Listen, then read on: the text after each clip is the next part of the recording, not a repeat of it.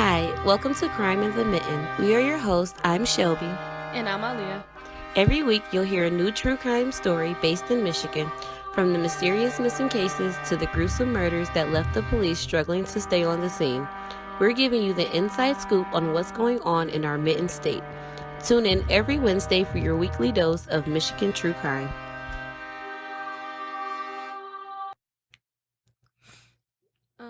Hey there, true crime lovers. It's Alia, and I'm back with another case.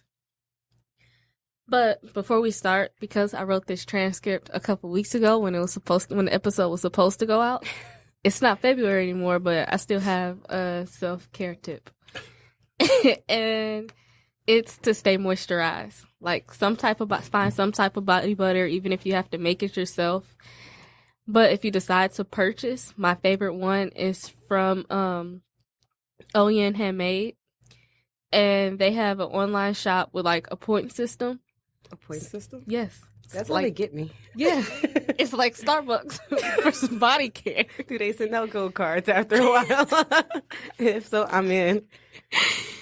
But yeah, so they have like they have shampoo, they have body stuff, like they have everything, and it smells amazing, it feels amazing, like they have a really good. Their natural hair care line is amazing. I gotta get into that though. I don't have like a designated hair care line at don't, the moment. I used to, but I don't. I just whatever I feel like I need at the moment. Yeah, and then I'm just asking you, like, what did you use? that's how my routine goes. But yeah, after you get so many points, you get like free stuff. So another great one is Tree Hut, and they all smell amazing. But my favorite one is the one my boyfriend uses, and I steal it every chance I get. It's the tropical mango one, and it smells amazing. But when I don't buy one, wait a minute, he's using tropical mango. It smells amazing. I feel like it's been verified. Like that's like a verification step right there. Like, no, this is legit, right? So I gotta get some of this. I just put them up on their body scrub too. Yep, that's a change, man. He's gonna exfoliate. We were in Hawaii. He was like, "This is amazing. Why you didn't tell me a long time ago?" Like, sorry. He's just glowing now, isn't he? Oh my god. But yeah, when I don't buy one, I usually make my own, and I just get like the simple stuff from like a health food store. Mm-hmm. So if we don't go to Whole Foods, I usually go to the health food patch in Ferndale. If you're in Michigan, it's really great. Mm. But like when you get straight out the tub, shower, whatever, you oil down in some avocado oil. Or you don't have to use avocado, but that's my absolute favorite. I was like, I don't really care for avocados. I don't either. I tell people I'm allergic, so I can't go back now. Good job, Shelby. Yep, and people don't offer me guacamole no more. I'm really mad because I've never tried it. Neither. I don't think I ever will. I don't think so. It looks disgusting. But yeah, I like to use the avocado oil and then put the body butter on top. My skin feels amazing all day long. Sounds legit. It is. That sounds, honestly, I need to try that though, except for the avocado part. I'm going to try it. I can say any oil, but I just like avocado. I'm more of a coconut oil kind of girl. Yeah, I use coconut oil for the kids at work. Yeah, I don't know. I feel like a cookie after I've never ate a coconut cookie, but I be feeling like a whole snack after I put it on. So. They love getting scalp massages with the coconut oil. It's legit. It's like the best thing ever. I don't even like coconut outside of oil. It's disgusting. Okay. My self-care tip for this episode is, which I'm actually just now going through it myself, is like powering down from electronics. Yeah. like no phone, no laptop. I mean, I could have been on my laptop, but like I legit just kind of, I've gotten like time to like read books. My mind isn't as cloudy with all the bull crap that's going on the news right now, which I'm really glad because I heard it's been going down. Like, it's nice. You know how they say like ignorance is bliss? Sometimes that's actually a good thing. Like it feels good, like not to know all this bull crap that's going on. Like I don't know. I feel like my mind is more rested and I'm ready to eventually go back on the radar and stuff because I've been off the radar for like a week now, almost 2 weeks. Yeah. And that's, it, you know what though? I thought it'd be rough for me to do that.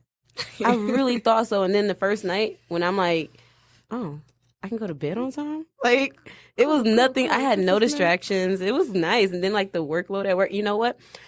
Me not being on my phone, I wasn't able to check my schedule before I got to work. So I didn't I wasn't so worked up until I got to work. And I was like, well, this is literally a work problem at this point. So I got to deal with it. But it feels good. So yeah, powering off of your phone, like even not extremes like I did for like a week or two, but like for a day. Yeah, Shelby had me terrified. I know. I felt so bad though, because you know what? It legit, when I really got like relaxed into it, the oh crap moment popped in my head. I was like, I gotta talk to Alia. Like, yeah, everybody else, like I written off. Like, my dad, I can talk to him next week. My grandma, next week. Like, they'll catch me around. Then I was like, oh no. I'm like, all right, she not responding. Yep. So then I had to like, all right, she ain't on social media. I know, it really looked weird. I'm trying to have fun on vacation. I'm like, is she okay? Yeah. And then I thought about it. I was like, because at her house, at like, first, what is happening? I was like, she's on vacation. She's not going to check on me as much. And then I thought about it like, no, she is on vacation. She is going to check on me as much. She's not doing nothing right now. So I'm like, is it even more reason? Yeah, but make sure you tell people that you're doing it beforehand. Tell people before you start. And, do it the appropriate way. Like, I messed up. Yeah, trust me. But next time I decide to do something like this, I'll have a better, guidebook for you guys on how to, deal with it. Like, how to go off the radar without pissing your family off. Because, trust me, a lot of people are, really not too hot about this. They're like, I just really can't get in contact with you when I want. And I'm like, yeah, that's the point. That's the point. That's what was supposed to happen. That was the idea, but not for everybody.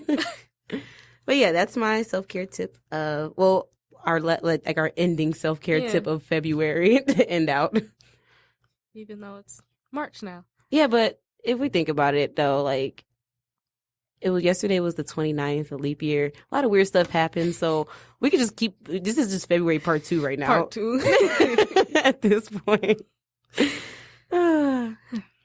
Okay, but now into the case. And what's funny is I picked this case because it caught my attention when I saw the Kellogg's factory because I remember going on a field trip when I was in the 2nd grade. Mm-hmm. So it was like, oh, I got to do this. But I'm pretty sure my mom still has the picture because part of the trip was everyone got to take a picture to put on the Frosted Flakes box. You got to stand next to Tony the Tiger cute. And your picture went on. Did you ever get on the box? Yeah. No, you got your own personal box. Oh, what? Everybody in the class got their own personal box of cereal with their picture on it. I want to eat mine. And I think we ate it and my mom kept the box. Mm. It's somewhere that front cover of the box is somewhere in the house. So cute. That's a cute idea for a field trip. I gotta go. I want to be on the box. And not be missing. But I remember everything about that field trip. But down to the actual case. Before the murder, the county which it happened in was considered the safest area. It was super safe. Murders weren't really a thing. If a crime happened, it was solved within a few hours. Nothing really happened here. Yeah. Just days and everything was, they had everything it's not together. Like that anymore. No. You don't have that one place. People are moving. I'm moving to this area, and that's the main place now. That's the main place. Everybody moving to Detroit from the suburbs, or to the suburbs, and it's you ever looked up the statistics out there? It ain't too hot, buddy. It's a lot better here than there. I think a lot of our cases so far haven't really been in Detroit. Say we haven't had a Detroit case yet. Yeah, it this says a lot, you guys. If you're planning on moving, look at the murder history on it. Yeah. But yeah, so Daisy Zick was a lively, perky, friendly 46-year-old woman in 1963. She was a smaller woman, short, slender, with a nice smile and red hair. She lived with her husband, Floyd, in Waddles Park outside of Battle Creek. She was a neat freak and kept her small home clean. The weather that day was super cold, January 14th, 1963, with 6 inches of snow on the ground. The weather the night before was only 0 degrees. It was freezing out, but the day went on as normal. Sounds like pure Michigan. We can relate. Our school had us there at 0 degrees, so I mean, the day going on is like nothing. The heat broke. I was like, you know, this is like illegal, right? Like, is count day that serious? I really remember sending a picture to my mom. I had on my coat, hat, and scarf, and was like, somebody needs to come get me. This is not right. Now I was like, I feel like I'm like a polar bear right now. And like, then it didn't get attention until I posted it on Facebook, and my aunt was like, I'll come get you. Yeah, like you gotta expose them to get some results around here. Now those kids, if you look at that school now, they got kids that's out, like they out every other week. Every other day. And uniforms are basically optional at this point. When we were getting suspended. I know, for not wearing a patch on a blazer, but that's neither here nor there. Whatever. Reference a whole case on its own. Oh boy. Like, it was freezing that day, but the day went on as normal. Typical Michigan. Mm-hmm. But Floyd was up and ready to leave out for work at 7:45. He woke up his wife like he did every day and headed out. She didn't have to leave for her shift her shift at the factory didn't start until 11, so she had pretty much all morning to do whatever. So, like every day, Floyd called Daisy to check in around 9 a.m. She was getting ready to take her bath and get ready to go on her coffee date. She had a coffee date that morning around 10 a.m. with her friend and co-worker Audrey at the Velo's restaurant. Soon after she made a phone call to the Battle Creek Health Center and spoke to Irene Taylor about her insurance. Irene said Daisy seemed normal in her conversational tone. A few minutes after 9, Daisy got on the phone with Raymond Mercer. Mercer was a guy from the plant she had been having an affair with for the past 2 years. Everyone has a factory husband and wife. Right. If your man, I shouldn't start that, but I'm like, hey, most likely he got a factory wife. Like, they were both known around town. Her and Floyd were known, like, it was like they just had a free relationship, basically. Like, they were married and they were committed. It wasn't necessarily open, but they both knew and nobody questioned it. Like, everybody around town knew, and it was like, oh, okay. That's just them being them again. Oh, boy. This wasn't her first time she had a boyfriend while with her husband. Mercer was just the one at that moment. He was just the current one. Okay. He had called to say hi and that he couldn't wait to see her at the factory later that day. He's like, I can't wait till you to come home. I'll be waiting at the locker for you.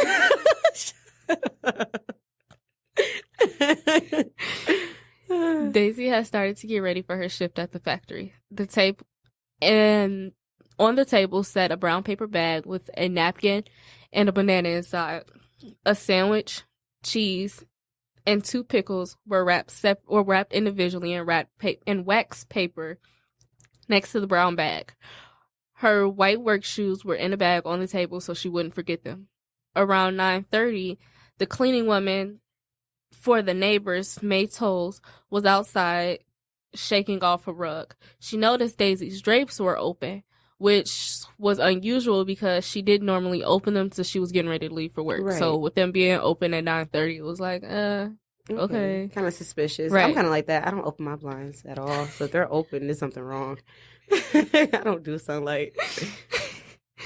But Tolles and Daisy, they didn't really know each other, but they would wave and keep going. Like, they knew of each other, but like they weren't close. High and by kind of neighbors.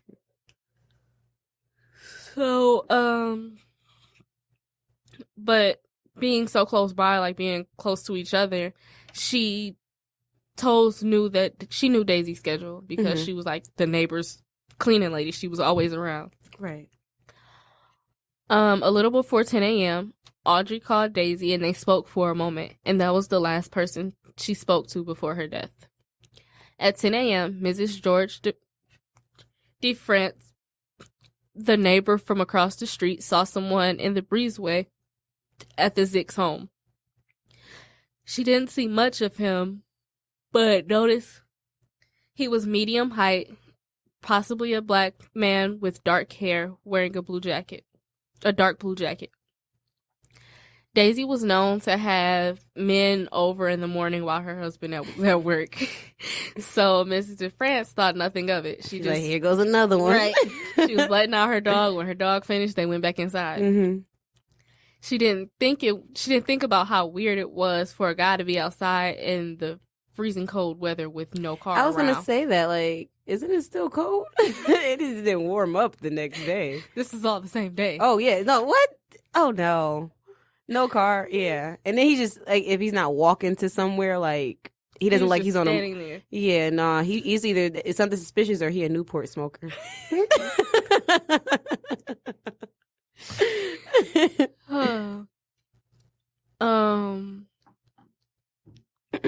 She didn't think about how weird it was. Like, he didn't have a her. He was just standing outside. She went on about her business.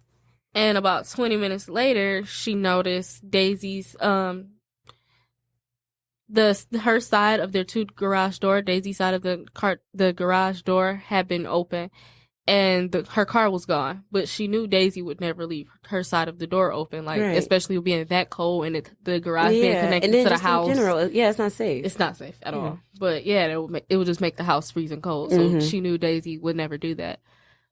When it was time for the Velos coffee meeting, I feel like our yawns are contagious because we're literally just going back and forth. Audrey was there, but Daisy was not. Audrey was concerned about her friend not coming, but figured maybe something important had come up. When Aubrey got to work and realized Daisy was still nowhere to be found, she got, a little panicky. Her supervisor said that she never even called in. She had never not shown up for work without calling in.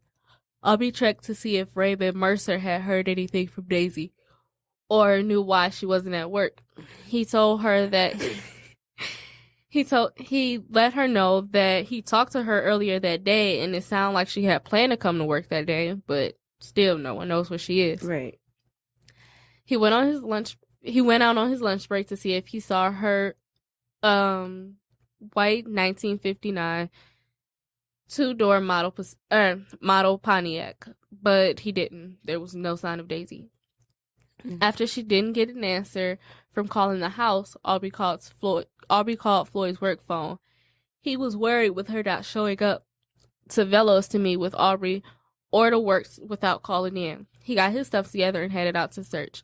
He thought maybe her car had broken down because of the extreme temperatures. Right. Which makes sense, though. Like, that's a common problem we have here. We'd be like, yeah, it's going to be good to the wintertime.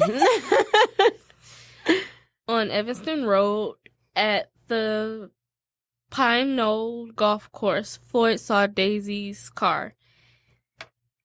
He said, "It looked like our car. I slowed down, turned around, parked behind the car, and looked at the license number.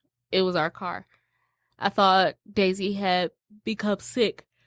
Maybe she was lying down inside the car. I got out to look in the car. She wasn't in there. I got in the car to see if the motor would run.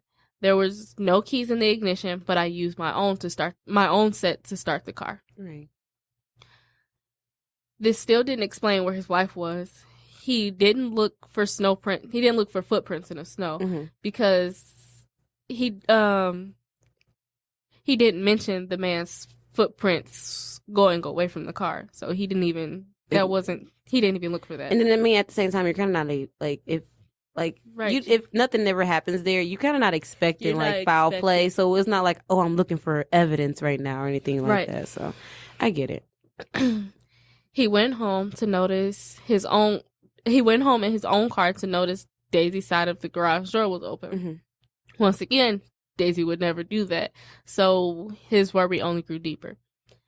The door from the breezeway to the kitchen was open a little when he went to open it. Then he saw her lunch and shoes were still on the table. He called out to Daisy but didn't get an answer. He looked in the living room. Everything seemed to be normal, except for a damp spot on the rug, something his neat freak wife would never allow. Right. And the bedspread wasn't nearly as neat as Daisy would have left it. Not only was it a little wrinkled, but it looked like blood Blood splatter was over the spread. Her purse had been dumped out and was sitting neatly on the floor at the foot of the bed. Her wallet and checkbook were neatly placed on the bed. He ran into the kitchen and noticed the house phone cord had been cut. Next, he made it to the spare bedroom, where the hi-fi console was pulled from the wall. Shout out to Google, because I had no idea what that was. But Google always coming through with the definitions. But it's basically a record player that's built into a cabinet. So it's like a tall cabinet with so yeah. I know what that is. Yeah. I knew what it was after I looked it up. Yeah, after you know what it is. Well, that's honestly, it's suspicious on her end, too, the fact that her purse was even on the floor. Like, that alone right there, like, not going forget everything. Yeah, and then just the fact that, like, women don't put their purses on the floor. Like, we have this well, I don't know. You just don't do it, but, like, the superstition behind it is you'll be broke if you put your purse on the floor. Yeah, I thought that. And then you see a picture of Beyonce at the game, and her purse is on the floor. I'm like, well, apparently it's been a lie my whole life. I was like, wow. Like, I was screaming, like, you know how guys be screaming at the TV, like, throw the ball. I was like, pick up your purse. I hate when they show the cameras. I'm like, she just shows how much, like, she's like, girl, even superstition can't touch my money. Yeah, but no, that's weird. The fact that, like, finding her purse on the floor, though, like, it seemed like if you're like a neat freak, you would have a place for everything. Like, everything has a spot. Your purse definitely, it was neatly on the floor, but it's still on the then floor. At the same time, what is considered neatly on the floor? If it's on the floor, it's not even neat. It was literally sitting straight up. Like, wow. Closed everything sitting on the floor. Mm. I was a little hesitant. I don't know if I want to post pictures of this case on the site because I guess I can, but there's literally only one place you can get all of this stuff from a book. Oh. Everything was in the book. Like, I guess that's it some was Stone Age stuff. Exactly. 1963, so yeah. I found like some newspaper articles on Google, but before you can do that, you have to sign in, and it's like $1.99, and I know they're like $1.99 to read the rest of the article. That's the stuff that we got to deal with when you do research. Like they make you. I just read the whole book. I'm like, I'm not doing this. Yeah, I'll read. Who got time for that? It was only 155 pages, and if you do want to read the book, I'm trying to go to my the Kindle app. It's called Murder in Battle Creek by... Dang it. 155 is it? 155 No, pages it's not a lot at all. Not a lot of pages at all. No, I have to go back to the beginning because it keeps Xing it out. Go back to the beginning of the book. By Blaine L. Pardo. That last name sounds familiar. But yes, let's say it was easy to read. Yeah. Only 155 pages. I finished in a couple days. That's not bad. Right. But, like I said, the hi-fi console was pulled from the wall.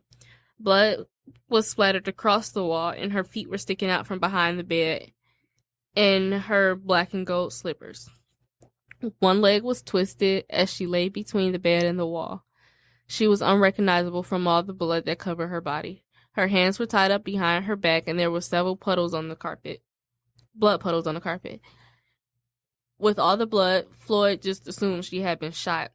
He went back down to the phone in the basement to call his job, telling them that his wife had been shot, and asked them to call the police for him. 911 wasn't quite a thing then. Oh, so, okay. I'm like, yeah, he called his job to call the police for him. You know what? That crazy moment, because wasn't he like on his lunch break or something? If they clocked him out. It's not funny, but they be like, so I guess you ain't coming back. Just like, you're not coming back, huh? Punch. Probably won't be here for a couple of days, huh? Okay, well, hey, Tim, can you come in for a minute? You gotta cover this shift. We'll tell you in about it when you come in. But after he did all that, had his job to call the police, he sat in the house for 15 minutes before police arrived.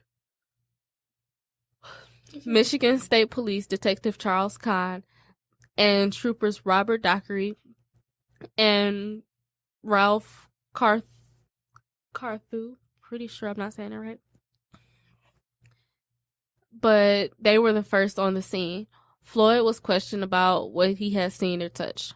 Officers from Calhoun County's small sheriff's office would arrive soon after. The bedroom where Daisy was found only had one window, and it was locked and covered with both blinds and curtains. She was laying on the power cord of the hi-fi console that was supposed to be on the wall, but was pulled closer to her body.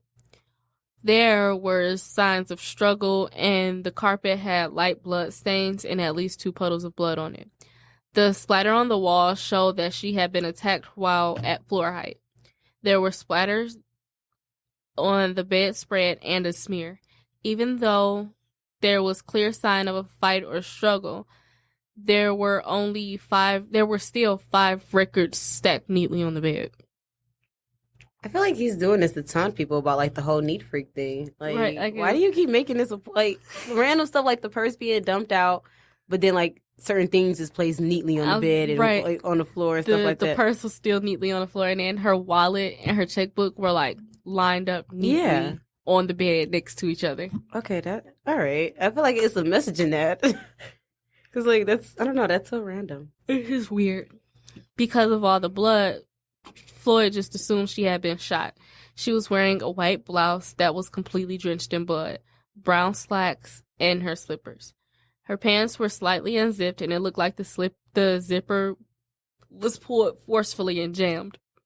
They were pulled down just a little, but her underwear were in place, and there was no sign of rape.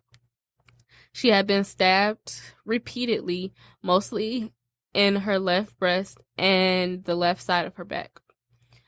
Yellow cotton fibers were found on her pants and behind her ears. Her time of death was estimated to be around 11 a.m. In their master bedroom, there was an outline on the bed, like somebody had been pushed in the bed. So, like, the body outline, imprint, or whatever was in the bed. Right. A lipstick smear was also found in the bed, like she had been thrown face down or pushed down face down.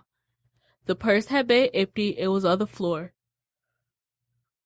Was missing $45. Her check from Kellogg's for $25.96 had not been taken, and all of her checks in the checkbook were accounted for.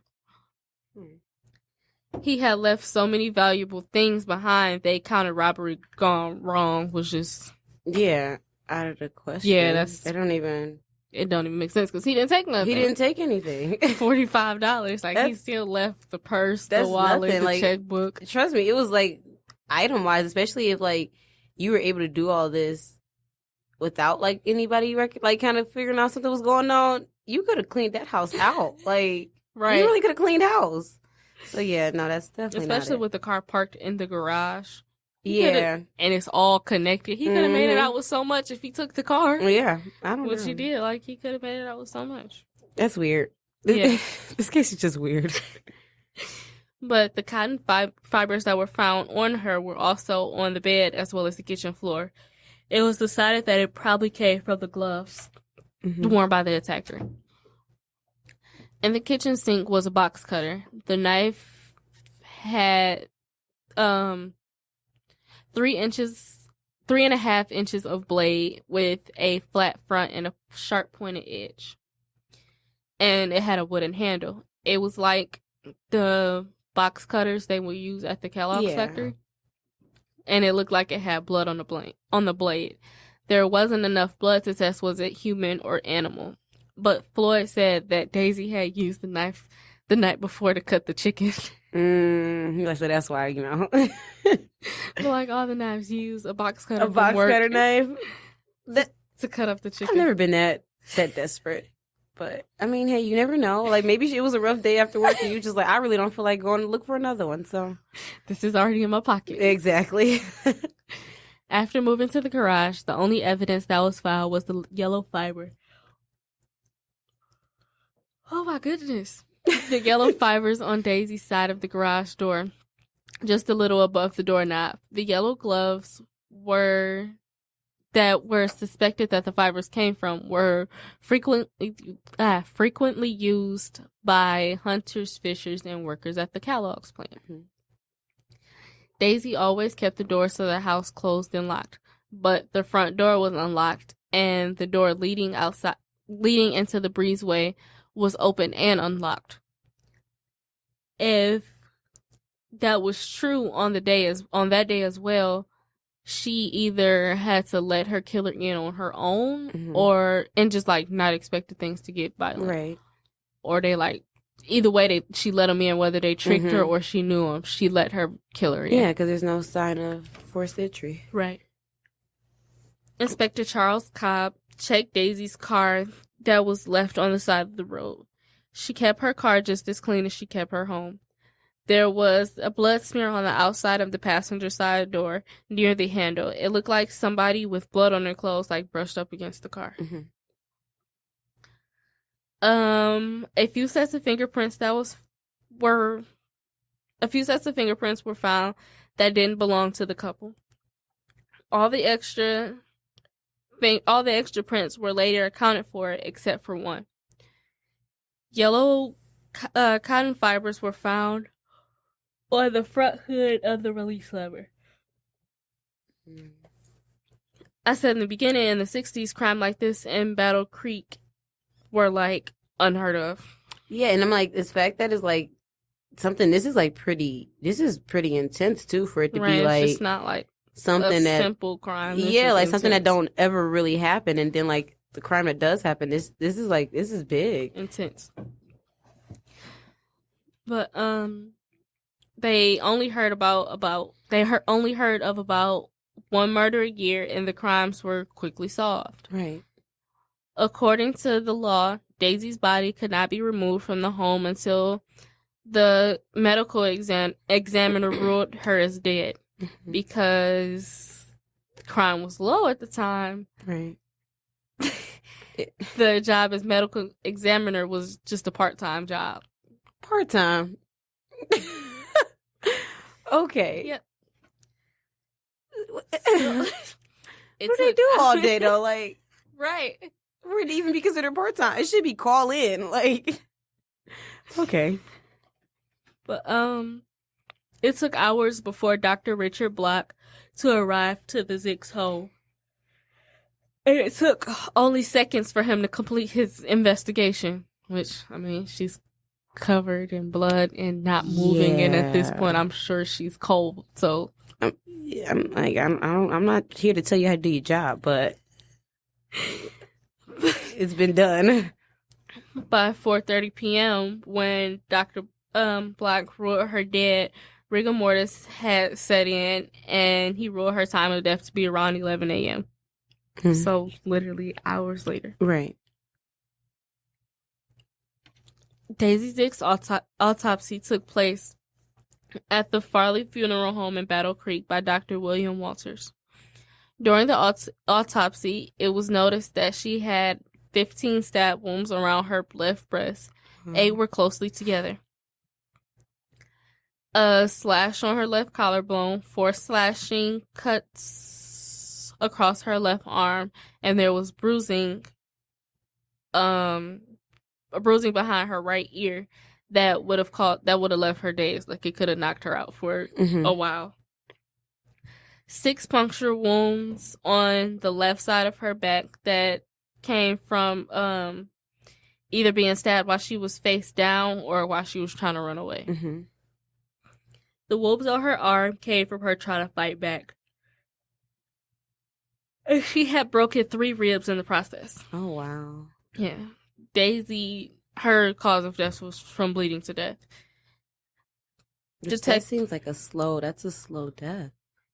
And then, like, the extreme of it is, overkill. And it's like, this is somebody that had it out for her. Like, they hated her. And then for them to walk to her house.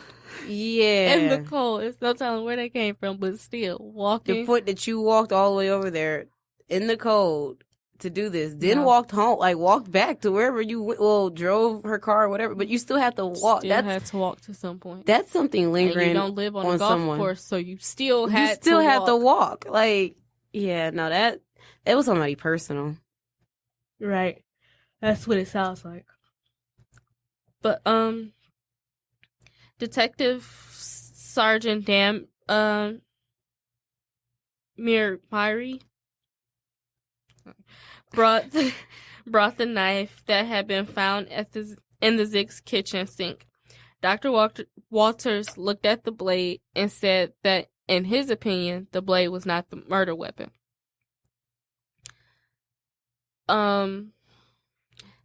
The end of the blade did not seem to match the stab wounds. Dr. Walters never suggested any other description of what kind of knife he thought was used. It was just, he just said it wasn't that one. That. Wow, that's pretty helpful. Right. Thanks. The investigation team thought otherwise. They believed that the thrust angle downward could allow its tiny point to duplicate the wounds that she had. There was still a sharp edge on the blade, and it could have been easily caused her injuries, they thought. Despite what Dr. Walters said, the investigators were sure they had the murder weapon and tagged it as evidence. The person who killed her went through the kitchen door, and someone either knew or, like I said, was tricked. She was tricked into letting them in. The person left the home in Daisy's car, which means they either walked to her home or they were dropped off there. They also had to have known her schedule. They knew that she was home alone in the morning because she didn't go to work until later in the morning. This kind of sounds like an ex. Kind of like he knows her schedule. You know the house. Right. Yeah, and then the thing is, because it was in the guest room where he did most of this, he knew, it would, I don't know, that just seems too planned. Maybe the guest room is the only place she can have her boyfriend. It did start in her bedroom, though, remember? Yeah. Her imprint was in the bed. Maybe she ran to the guest room, trying to hide. It was also thought, maybe she went to the kitchen after she, realized, the person was out to get her. She ran to the kitchen phone to use it, and he snipped the cord. It's so many scenarios that could play out. Right? Yeah. Nobody actually knows. The only one that's going to know is her and the killer. There were a few witnesses that day on January 14th. Sergeant Fred Ritchie of the Calhoun County Sheriff's Department had been late trying to get to court to transport a prisoner.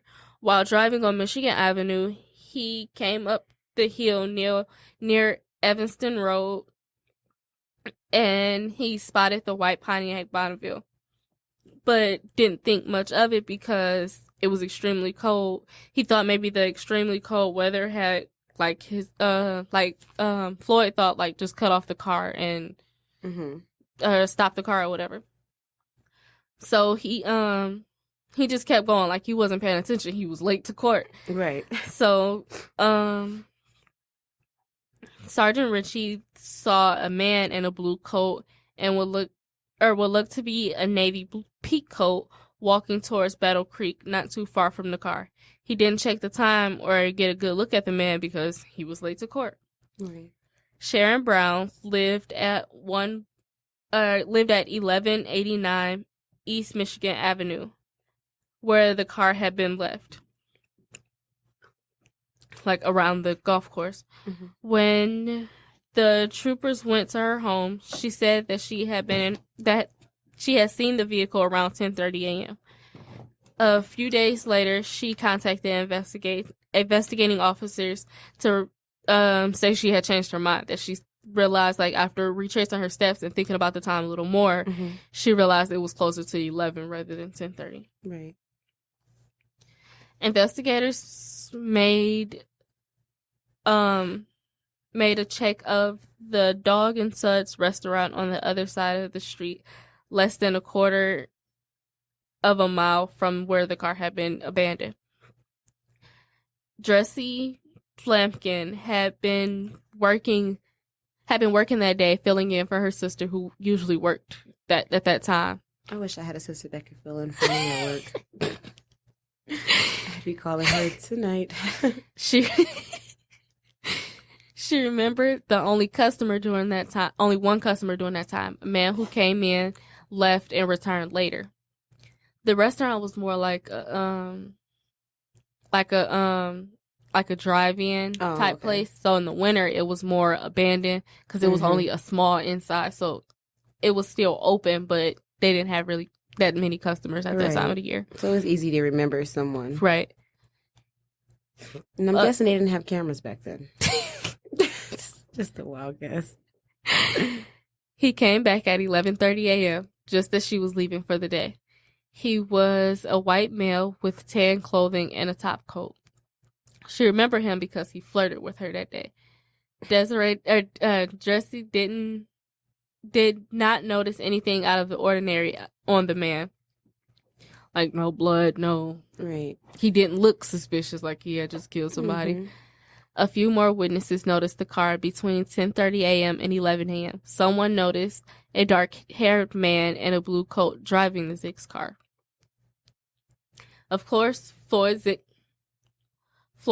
was looked at as a suspect in his wife's murder. Mm-hmm. Could he have killed her out of jealousy? Was it it was known that she was having affairs? Floyd was questioned plenty of times and volunteered to take multiple polygraph tests. He was seen at work by many people before that and had picked up someone for work, so he was accounted for that entire day. Right. He didn't leave work until Daisy's friend Audrey called to ask if he had seen her. Right, and when he went on his lunch break to go back home and check. Right, to go home and check. There were multiple other theories about Daisy's murders. Most of them made no sense at all.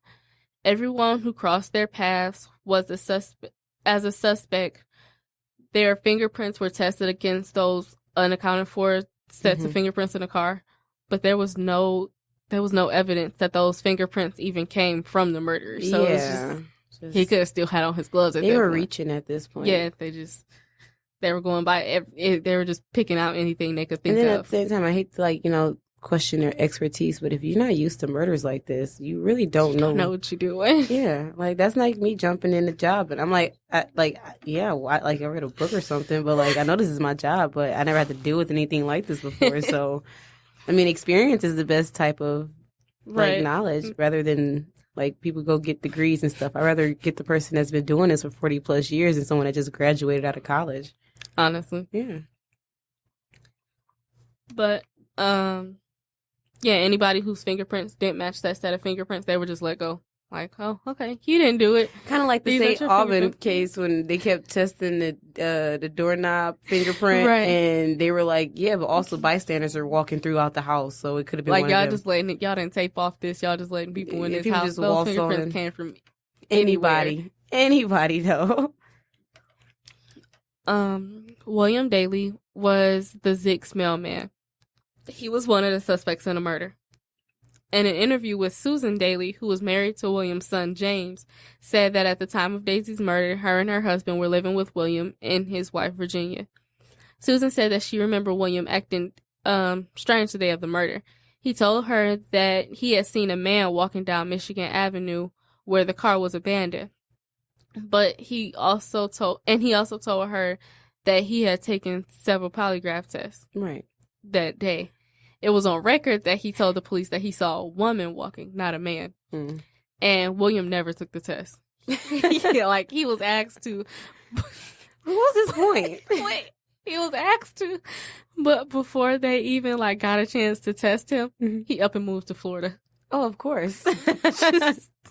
just decided to move out of the state, and that's not suspicious at all. Right? Susan said that William made inappropriate advances to her and threatened her by saying he knew who killed Daisy. In 1966, he broke down the door trying to choke Susan, saying that she was actually his real wife, and her child was his. Okay. Later in the too hot for him. Right. Later in the 80s, an interview with Virginia, who's now his ex-wife, she claimed that William didn't have a good relationship with his mother, who was a small, attractive woman with red hair. Mm. So they were trying to say he just had a thing out for small young ladies with red hair, basically. Wow. I'm a small young lady with occasional red hair. Red hair when you feel like it. When I feel like it, but still, I don't like to be a target. But no, okay, I can kind of get that. And plus, this guy seems he just seems sketchy. Right. Out of everybody that you didn't brought up, he seems the most... just weird. Yeah. They really didn't have many other suspects. That was it. It was Floyd, who was ruled out, and him, who up and moved to Florida. They didn't have enough evidence on the case to go to Florida and get him. Yeah, so just, which that's frustrating. if he did it, he gone. Yeah, so I guess it's probably like a town, like the town knows who did it, but nobody else knows type of thing. Cause probably, but like, why did everybody say they saw? If you know who your neighborhood mailman looks like, so yeah, you would have said, "I saw the mailman standing outside of her house," right? Not just a man. Because I know the lady who drops off my grandma's mail for like the past since I was like a kid. I know her. Like, I don't know her name, but like I know what she looks like. I've seen her out in public before, and I'm like, oh look, there she go. Like, you just know that kind of stuff. You know when it's not a stranger. I mean, when it's a stranger, right. If it's not a stranger. So yeah, I don't get that one. But hey, is that a new case? Oh, okay. I got it right before we left. Okay. So, newer. Yeah. Sorry, she just took her case off, and I had that. Yeah, it caught my attention. I was gonna forget to ask later. But yeah, that was a good one. I don't like the murder cases when we don't know the ending. Don't know the ending, because then it just leaves. But at the same time, no, it kind of gave me a good ending because of the fact that maybe it could have been a guy that went to Florida. Yeah. So I feel good at night sleeping, like knowing, like maybe I have a strong feeling it was him. So, right. Yeah. That was a good one. How did you find that one? Honestly, I don't know. Like I said, when I saw Cal X Factory, I'm like, oh, I remember going there. Let's do this case. Got it. All right. So we got a question, and I'm actually I like this one. It's in the thousands, though. But aren't they all? So this one is 1713. If you were going to be invisible for a day, what would you do? What would I do? You wanna know what this? I know what a 16-year-old responds to me would do. I would go into all the gas stations and steal all the Slim Jims and Hershey bars. That's like around the time when the Purge came out, and I seen people like killing each other. I was like, they got the wrong idea. They said crime is not like no crime. Everything is free for all, and people want to kill. I was like, we can be robbing stuff together, like priorities. But now I think, what would I do? I think I'd just mess with people. Honestly, I get joy out of that. I would. Honestly. Throw a couple, I don't know. Like the whole SpongeBob episode when they were naked. He's like, we got to get naked if we want to be completely invisible. Just run around and just mess with people. Just mess with people. Mm-hmm. Yeah, honestly. Yeah. I might take a couple, because I don't know. I might rob a bank or two. And just throw that in for free. Like, so that people won't think that my whole day was a waste. I had something to show for it. I don't know. But that's what I would do. Just mess with people. You got to get a couple Apple stores. Yeah. I'm going to just take one of the geeks home with me. Oh. All right. You answered. You said you would do the same thing as me. Yeah. I get it. Mess with a couple people. Go to an Apple store or two. Go to an Apple store or two. All right. I had one of those scamming Instagram pages. Mine won't be a scam because I actually had a phone set up one of them Instagram pages. Yep. It's nothing but profit at this point.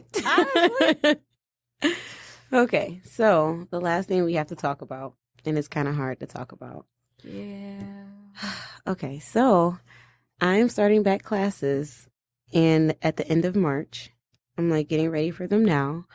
And so this is my last episode recording with Crime in the Mitten. Honestly, I'm still in the beginning phases of everything that's going on. So besides, I've had to go to court, 2 different court things for 2 other personal crap that I don't even get why I had to go. Then on top of like, I'm about to get ready to move soon. And then going back to school, it's like a lot to do the research and actually be completely committed like I want to.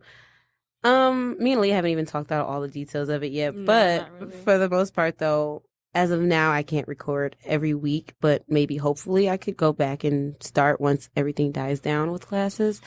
And I'm hoping that Alia still carries on with everything. Yeah, with me doing it alone, I'll probably I know for a fact that I can only do every other week and not every week. So the show will still go on, just not there won't be a new episode every week. Yeah, and we're hoping hopefully by April, everything works. Everything works back out because just now I cannot deal with work, overtime, and taking these classes, and then because this is only like the start of classes, like this is for me to go become a CNA, and then I got to start schooling because I'm going to be a nurse. So it's a lot, but yeah, it's probably like one of the hardest decisions I've had to make. One of the most adult decisions, because in the back of my mind, I'm like, I can do all of it. And then I had to really sit there and think, like, when stuff started pulling me in 20 different directions, I was like, ooh, you are not Superwoman. You need to chill. So, yeah, hopefully that gets back up. But then in the meantime of it, though, I am going to still work on cases so that it wouldn't be like when I do jump back in, I'm not far behind things like that. Yeah, so I'll still be around. It just won't be as active as I will want to or as I can possibly be. But yeah, so that's my bad news. Well, like, despite the murder case that Leah just talked about, that's bad news on top of that. But yeah, so hopefully that works out though. Like, and I'm really excited because I've been telling Alia for like the past 2 years that I'm going back to school. Shelby's been going back to school for 2 years now, guys. Yeah, trust me. School is not my thing. I thought when I was done, they handed me my little paper. I was good. Then I was like, gosh, wow, making money as an RN would be very nice. It was so funny when we were in the lift going to our Airbnb when we got to Hawaii. The guy, he was like a recruiter he had like a assistant living program type of thing, and he was like a recruiter. So he like, yeah. And my boyfriend's like, he was asking us what we do. My boyfriend was like, I install the gas pipes and all of that. He was like, we really need help with that out here. And what you do for a living? Like childcare. It was like, have you ever thought about being He goes in the back, pull out a pamphlet. Have you ever thought about being a nurse? Not at all. Not at all. But yeah, so I gotta actually he was really trying to sell us moving to Hawaii. Like, I don't even know you. This is just a vacation spot. Don't make this work related. We're here often, but this is not. No. Yeah, so I gotta take time off, and I gotta make my dad proud because I told him I was going to go to school to be a nurse, and yeah, then also if I go back to school to be a nurse, he'll pay for my internet bill. So stuff starts. I'm like, hey, that could really help in the future because that's one less thing I gotta pay for. But yeah, so it's not going to be like a complete. It'll be weird, but but yeah, and then like I just can't dedicate completely. Like if there's episodes where Leah does need me to come in, I could probably still do it. Like, so it's okay. We just got to work through all the details. Maybe she can be my commentator while I do all the cases. Well, I can work on homework, boring nurse stuff. What do nurses even study about? I know. I'm joking. I actually really know. I did the research. That's not a good way to go into it. They're like, didn't you say that on a podcast before? Like, what does this stuff even do? Yeah, so. But yeah, so hope you guys like that episode and not like the news. Right. That was pretty sad. It's hard for me to say it, though. Like, I want to cry a little bit. But then, if anybody knows me personally, you guys know that I don't cry. So, because I'm real and real ones don't cry. I'm a boss. But yeah, so what are you doing? Are you doing an episode next week or? Nope. Okay. The week after. The week after. So yeah, Alia will see you guys then because I always say bye. And she'll see you guys in 2 weeks. Maybe I'll be there in the studio in the background, but we'll see. We'll get there. It's a process right now. We're still figuring it out. We're still figuring it out ourselves. Yeah, but we gotta let people know. Because everyone keeps asking me, people keep asking me this stuff, and I was like, gosh, you guys, I don't know. I can't. Trust me. I can't tell you right now. Yeah, I was like, I gotta wait. And then certain people start pushing it out of me, and I'm like, I didn't even talk to Leah all the way about this yet, so I can't talk to you about this. Like, stop. But yeah. So. Thank you for listening to Crime in a Minute. You can find the transcripts, pictures we've discussed, as well as the links to our references at our website. There, you can also find the links to all of our social media. If you have a case you'd like us to talk about, you can leave a comment down below or go to the Contact Us page of the website and leave a suggestion. Each month, we will choose one for an episode. Please like, comment, and subscribe. It helps a lot.